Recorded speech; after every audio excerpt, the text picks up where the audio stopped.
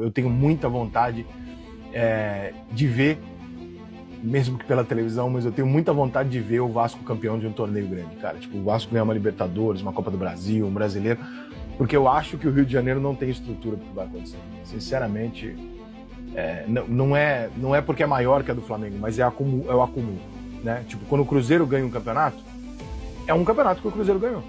Quando o Galo ganha aquela Libertadores, é um time que está há 40 anos esperando ganhar a Libertadores. É uma loucura. Então, a desproporção da demanda é muito grande. Eu acho que quando o Vasco voltar a ganhar um título grande, meu amigo, olha, é o dia que o Comando Vermelho vai falar pro pessoal lá no Morro, dá uma segurada aí, porque hoje é melhor não sair ninguém, porque tá foda, tá dominado aí pelos vascaínos. Porque os caras estão alucinados. É muito tempo pro time grande ficar onde o Vasco tá. É muito tempo, cara.